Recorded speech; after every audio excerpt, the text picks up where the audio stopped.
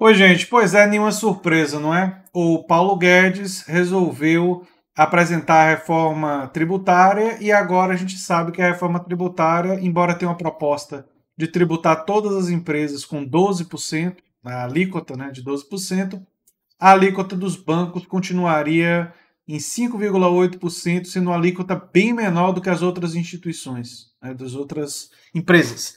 As instituições financeiras seriam mais uma vez beneficiadas, mesmo levando em conta que são essas as que mais lucram, mesmo durante os períodos de crise, e que teriam que ser, por isso, as mais taxadas. Mas não. Ele realmente é muito amigo dos bancos, né? Ele com o trabalhador, a amizade não é tão grande assim, né? E nós vamos falar sobre isso no vídeo de hoje. Eu sou André Teixeira Jacobina. Você gosta do canal A Nova Máquina do Tempo? Se inscreva, dê um like, compartilhe toda essa coisa boa. Pois bem, eu peguei aqui as informações, né? O 12% é a unificação do PIS e do COFINS, né?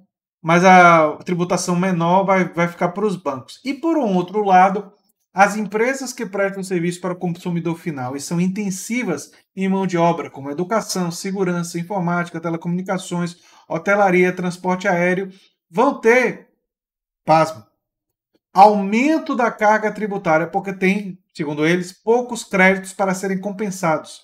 Isso significa que, caso a proposta seja aprovada da forma como está, pode haver no preço dos serviços, como mensalidade escolar e consultas médicas. Sabe aquelas coisas que pessoas de classe média precisam se preocupar, né? Mas que os ricos não precisam se preocupar, né? Gente muito, muito rica mesmo não se preocupa com isso, né? É interessante isso, né? A justificativa é que o custo da mão de obra não gera crédito para ser compensado no modelo de imposto sobre o valor agregado que será adotado com o CBS. Nessa sistemática, os créditos poderão ser utilizados pelas empresas para diminuir o valor a pagar, o que não acontece hoje. Esses setores já se movimentam para barrar o aumento da carga tributária, já estão bastante preocupados, né? Mas eu separei aqui a fala na reportagem do Terra do ex-secretário adjunto da Receita, o nome dele é Paulo Ricardo Cardoso. E ele disse, e eu cito, que não vê fundamentação técnica para tributar os bancos em 5,8% e as demais empresas em 12%. Com as deduções, ressaltou, não se sabe ao claro qual o tamanho da carga tributária dos bancos. Ao que eu digo, verdade, verdade, ex-secretário adjunto da Receita, Paulo Ricardo Cardoso. Basicamente, a proposta do Guedes é o quê? É uma proposta de facilitar, de garantir os benefícios para os banqueiros e seus amigos lá do setor rentista, né? E vai sangrar onde? Vai sangrar no setor de serviços. Esse é o pessoal que vai ter que pagar a conta. É o setor de serviços, que é o setor que vai aumentar os preços para a classe trabalhadora e a classe média pagarem, né? Vão pagar esses serviços e aí quem paga esses serviços vai acabar com a conta, né? Enquanto isso, instituições financeiras, bancos não vão pagar a conta, né? Enquanto isso, as grandes empresas, as grandes corporações empresariais vão ficar com a conta também mais reduzida, porque o IVA para eles, embora 12%, ele é menor do que o PIS e o COFINS nos dias de hoje, então vai reduzir ali e vai transferir o peso ainda mais na conta dos prestadores de serviços. Os prestadores de serviços vão transferir isso para o consumidor final. Alguma surpresa que Guedes iria estar do lado dos banqueiros e do lado, enfim, do setor rentista? Nenhuma surpresa. Zero. Tá trending no Twitter, tchau Guedes. E para essas pessoas eu tenho uma coisa para dizer assim. Dentro desse governo, não vai ser tchau. Dentro desse governo, ele está fazendo exatamente o que o governo quer que ele faça. Então, dentro desse governo, ele está garantindo, lamentavelmente, a sua permanência. O que significa que se você não gostou dos bancos estarem com uma alíquota menor na reforma tributária proposta pelo Guedes, você tem a obrigação de lutar contra essa reforma tributária e a favor de uma reforma tributária que tribute mais os bancos, que tribute mais os lucros das grandes empresas, os dividendos empresariais, na verdade, que é o percentual dos lucros distribuído para os acionistas, que o Guedes até propôs e, estranhamente, não apareceu na discussão agora da reforma tributária, nesse momento. E também não está definida essa alíquota. E vamos ver como é, porque eu suspeito que ela vai ser alíquota única e não progressiva como deveria ser. E a alíquota única em dividendos beneficia quem? Quem ganha muito dividendos. E prejudica quem? Quem ganha pouco. Também, se isso se confirmar, ainda não foi confirmado, vamos aguardar. Mas não vai ter nenhuma surpresa. Né? Tudo que eu tenho para dizer para vocês agora é que a gente tem que lutar por uma outra reforma tributária. E eu tenho aqui no canal uma conversa com Renato Fanhani. Renato não. Eduardo, desculpe. Eduardo Fanhani, professor de economia da Unicamp, que fez uma análise muito precisa de como a tributação brasileira é regressiva, como a tributação brasileira é injusta e como poderia se fazer uma reforma tributária que trouxesse justiça tributária para o nosso país. Eu recomendo que vocês assistam essa conversa, ela está na seção de diálogos, né? Eu acho que aí vocês vão compreender melhor essa situação da tributação brasileira. Existem muitas outras informações na reportagem do Terra, eu vou deixar para vocês na descrição, que vocês podem pegar. Mas o essencial é isso aí. Mais uma vez, Paulo Guedes mostra de que lado ele está. E muitas vezes, quando a gente fala de questões econômicas, as pessoas dizem assim: a economia não é uma conta de soma zero, porque nova riqueza é criada. É verdade. Mas a disputa de interesses em uma sociedade e de que lado você está é uma conta de soma zero. Ou você está do lado dos interesses dos bancos e dos rentistas, ou você está do lado da classe trabalhadora.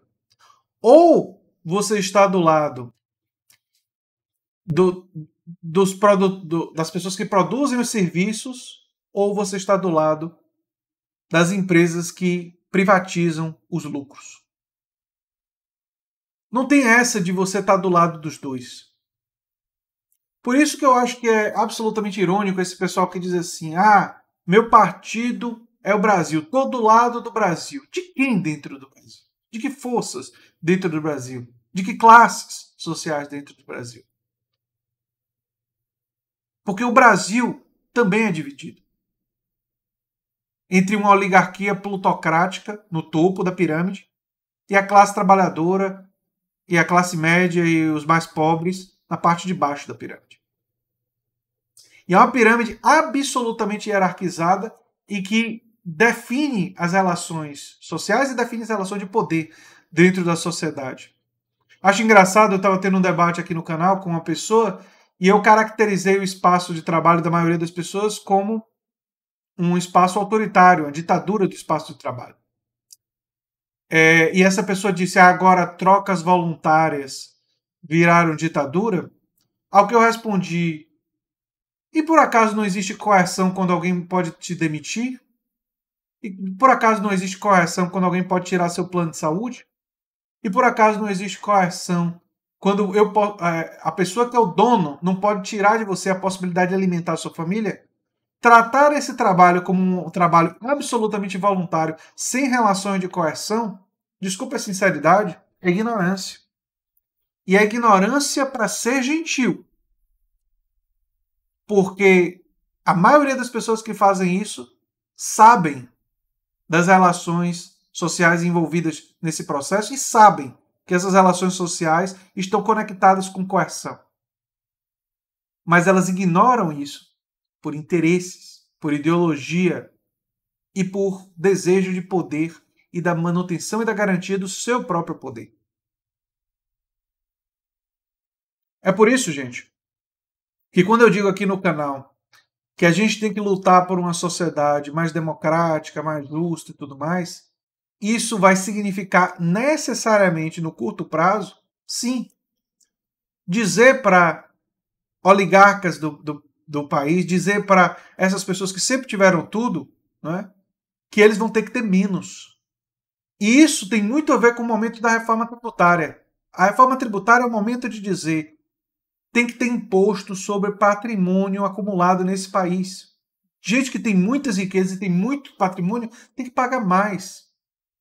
O imposto de renda ele tem que ser progressivo. Quem tem menos e quem faz parte da classe trabalhadora tem que pagar menos. Quem tem mais tem que pagar mais. E quando essas pessoas falam de mérito, eu quero lembrar a vocês que toda forma de riqueza é socialmente construída. Você está no YouTube. Toda vez que você clica num vídeo no YouTube, você está aumentando a riqueza da Google, do YouTube. Toda vez que você faz uma pesquisa no Google, você está aumentando a riqueza desse. Toda vez que você vai para o Facebook, você está aumentando o capital de Mark Zuckerberg, o dono do Facebook. Então você está participando da produção da riqueza.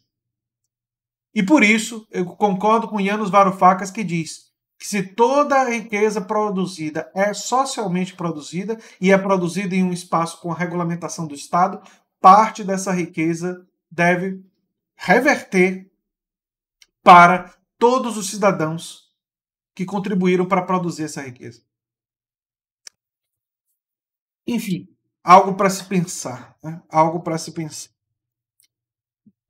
Era o que eu tinha para dizer sobre o Paulo Guedes, era o que eu tinha para dizer sobre essa proposta nesse momento. E nós vamos ainda analisar a reforma tributária aqui no canal várias vezes, tendo em vista que é um tema que me interessa muito, porque a noção de construção de uma maior justiça passa por uma reforma tributária que estabeleça parâmetros mais justos, em linha com as melhores práticas internacionais. Né? Enfim. Era isso que eu tinha para dizer sobre esse assunto. Um abração e até o próximo vídeo. Tchau, tchau.